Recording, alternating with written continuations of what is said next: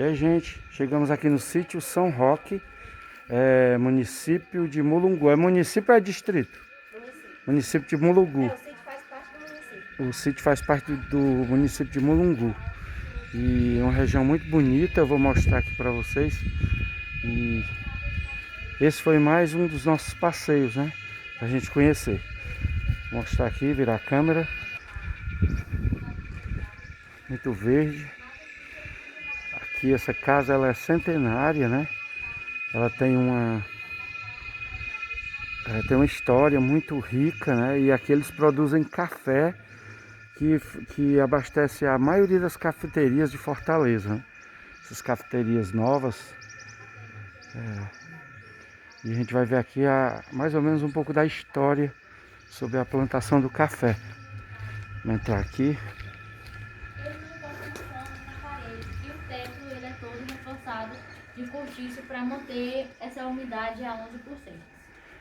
Então, a gente tem uma cafeteria em Fortaleza e essa cafeteria ela é administrada já pela quarta geração da família, que são os filhos da Dona Mônica e a nora dela. Então, eles quiseram homenagear os fundadores, que são o seu Alfredo e a Dona Amélia, e o seu Gerardo com café. Então, quando a gente vai torrar o grão, o próprio grão ele vai liberar até 300 óleos essenciais, que é o que dá sabor e aroma a esse café. A gente vai ter o café Amélia. Esse café ele vai ser um café mais encorpado, com a torre escura, e ele vai destacar notas de chocolate e frutas amarelas. Isso porque a Dona Amélia, ela era uma pessoa mais durona e ela também trabalhava fazendo bolos e doces para ajudar aqui na despesa do sítio. O café Alfredo, ele já vai ser um café de torra média, um café mais suave, com notas de caramelo e rapadura. Isso porque o seu Alfredo, ele era uma pessoa mais suave de se lidar e ele também trabalhava com higiene. E agora a gente também tem um blend família, que é a mistura do Alfredo com a Amélia. Então a Amélia, ele vai ser o mais forte, o Alfredo o mais suave, e esse blend, ele vai ser intermediário. Então ele vai destacar notas de chocolate, caramelo e fruta e rapadura. O café Gerardo, ele já vai ser um outro grão, mas ele nasce no mesmo pé que nasce o grão normal. Então ele tem esse formatinho de como se fosse um grãozinho de feijão, e isso é uma anomalia genética. Então ele vai nascer no pé dependendo da variação da chuva.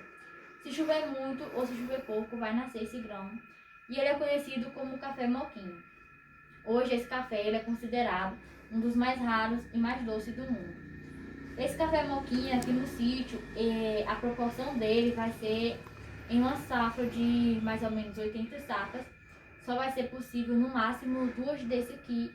E como ele ainda vem para essa seleção de café especial, essa quantidade ainda reduz mais ainda. Para que eles possam vender os grãos para o consumidor, garantindo as notas, então eles mandam esse grão torrado e moído e mandam um grão cru com a receita para um especialista em São Paulo. Lá eles vão confirmar essas notas e vão mandar para eles uma espécie de certificado e de patente. A questão da patente é importante para que só eles tenham a receita. Porém, se você pegar um outro café e levar lá para eles destacarem um café Amélia, por exemplo, não vai destacar porque tudo influencia, desde o terreno até a maneira como esse grão é colocado para ser seco.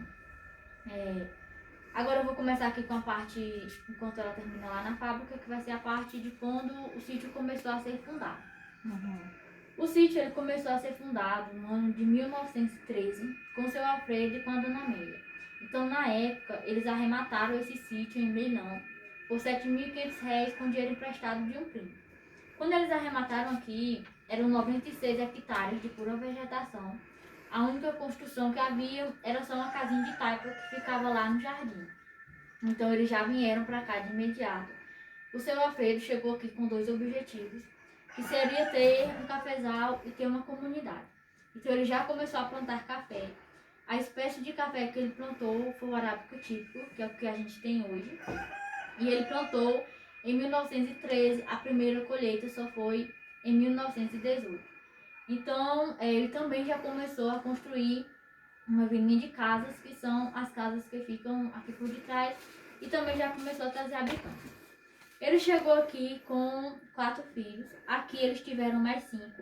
incluindo o seu Gerardo, que era o caçula e que foi também o sucessor do seu Alfredo aqui no sítio. O seu Gerardo, ele começou a assumir o sítio com 18 anos. Na época ele estudava no colégio cearense. E o seu Alfredo pediu que ele largasse os estudos e viesse tomar conta aqui do sítio. Isso porque o seu Alfredo, ele tinha uma ferida na perna e isso estava impossibilitando de realizar as atividades como antes. Então ele pediu que ele largasse os estudos e viesse aqui para o sítio. O seu Gerardo, ele permaneceu aqui do ano de 1943 até 2018, que foi o ano que ele faleceu. Então aqui ele fez a vida dele, então ele casou-se, teve 7 filhos, 5 dos filhos nasceram aqui no sítio e os 2 mais novos nasceram, um em Baturité e outro em Fortaleza. Isso porque ele queria que os filhos estudassem, aqui em Mulungu não tinha como eles estudar. E a dona Terezinha, esposa dele, se mudou para Baturité com os filhos para que eles pudessem estudar. Então eles iam para lá e quando era final de semana eles vinham aqui para o sítio. Quando eles chegavam aqui, o seu Gerardo colocava as filhas para ensinar catecismo os meninos aqui da comunidade. E depois eles foram para Fortaleza, ficou nesse mesmo processo. E o seu Gerardo ele passou aí todo final de semana para Fortaleza. Então, quando a dona Terezinha faleceu em 2004, o seu Gerardo não foi mais e os filhos passaram a vir todo final de semana. São Roque, por conta que o seu Alfredo, ele tinha essa ferida na perna, ele não sabia do que se tratava e ele tinha medo que viesse a ser algo que pudesse passar para alguém da família, para alguém da comunidade. Então ele se apegou e fez a promessa a São Roque, que se ele ficasse bom, ele colocaria o nome do sítio de São Roque. Então ele alcançou a promessa e nomeou o sítio. Aqui na Serra, os primeiros colonizadores foram a família de Queiroz e Holanda. E foi essa família também que trouxe a espécie de café arábica típico aqui para a Serra. Essa espécie de café, ele estava se destacando muito mais do que o café conilon, que é o café de sol. Então, os produtores aqui, eles foram orientados a fazer a troca desses cafés. Então, eles tinham que arrancar o café de sombra e plantar o café de sol. Esse café de sombra, ele só vai dar uma safra por ano. E às vezes você tem um custo bem maior do que o que você apura. E esse café conilon, você ia ter 2 safras por ano, tendo o mesmo custo. Então os produtores fizeram essa troca. E aqui no sítio, o seu Gerardo, ele não permitiu que a troca fosse feita. Isso porque os pés de café tinham sido plantados pelo seu Alfredo. Então ele tinha isso como uma memória sentimental do pai dele. E a gente ainda continua com essa espécie de café hoje. E com isso a gente vai ter 2 espécies de café, que vai ser o arábico típico e o conilon. Esse café arábico típico, ele é como se fosse o genoma de todos os outros cafés arábicos. Esse conilon, ele vai ser um café de sol. E ele é um café para suprir a demanda do mercado. Então esse café, eles vão ser plantados em campos abertos, eles não necessitam da presença de outras árvores. O fato de ser plantado em campos abertos, eles vão permitir a colheita com máquinas e isso vai ser mais rendável para o produtor. Como eles têm que ser produzidos em grande escala, quando eles vão torrar, eles ainda vão fazer algumas adições para fazer o café render um pouco mais. E isso vai começar com blend, que vão ser a mistura de grãos. Então eles vão ter uma proporção de a cada 4 sacas desse café de sol vai ser adicionada uma do café de sombra para dar uma doçura natural. Pronto, gente, saí aqui, deu para entender mais ou menos um pouco da história aqui do sítio, né? E esse sítio já é de propriedade de um pessoal da família da Isabelle, que é a cunhada da Manu. Aqui o doutor Laertes. Pode mostrar o senhor, doutor? Passeando no Guaramirim. Pode mostrar o senhor? Pode mostrar? Pode. Doutor Laertes, o médico lá do HGF. HGF não, é do Frotão. Doutor, tudo bem, né? Tudo bem. Mande um alô aí para o Buretama. Salve, no Buretama. Um abraço.